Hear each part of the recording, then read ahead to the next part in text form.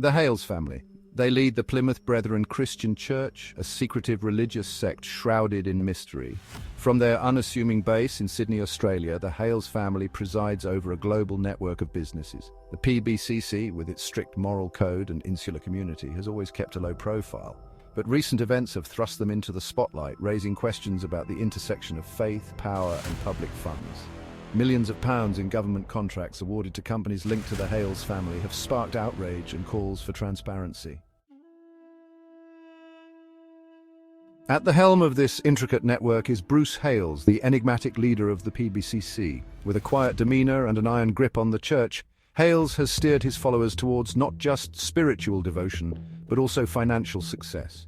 His teachings emphasize the importance of hard work, entrepreneurship, and tithing, a potent combination that has filled the church's coffers and fueled its business ventures. Under Hales' leadership, the PBCC has transformed into a global financial powerhouse with interests spanning construction, property development, and manufacturing.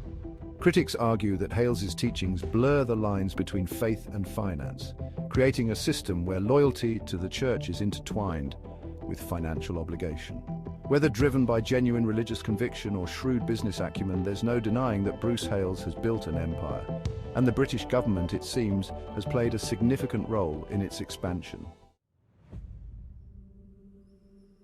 The story takes a controversial turn when we examine the sheer scale of government contracts awarded to companies linked to the Hales family. During the COVID-19 pandemic, as the UK government scrambled to secure essential supplies and services, businesses connected to the PBCC secured lucrative deals. One such company, Sante Global LLP, a construction firm with ties to the Hales family through Bruce Hales' sons, Charles and Gareth Hales, received a multi-billion-pound contract for PPE and COVID tests. These contracts, awarded without competitive bidding under emergency pandemic measures, raised eyebrows and prompted accusations of favoritism. How can a construction company provide healthcare equipment and COVID tests?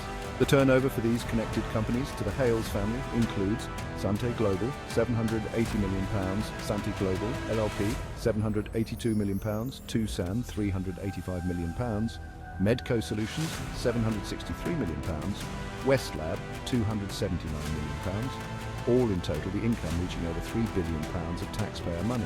The sheer scale of these contracts, the lack of transparency surrounding their awarding, and the substantial profits reaped by the Hales family businesses have fueled public outrage and demands for an inquiry.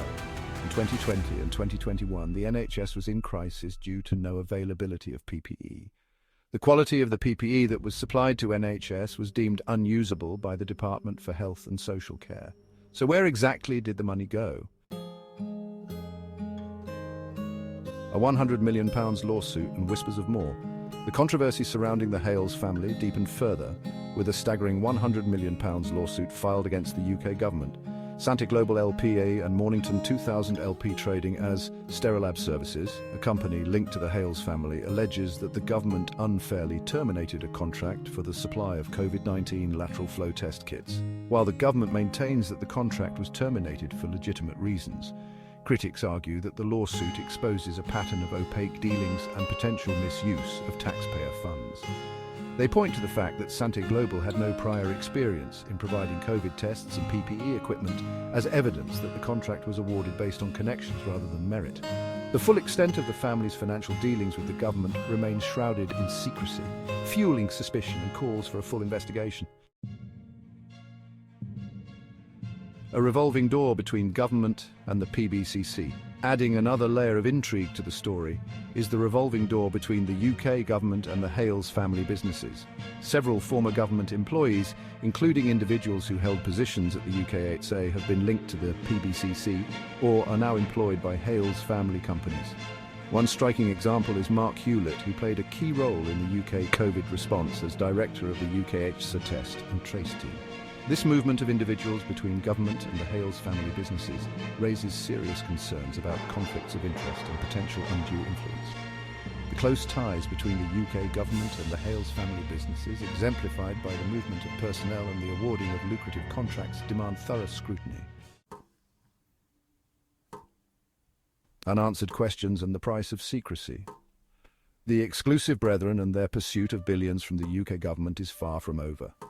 Unanswered questions remain about the true extent of their financial dealings, the influence they wield within government circles, and the potential misuse of taxpayer funds by the religious organization.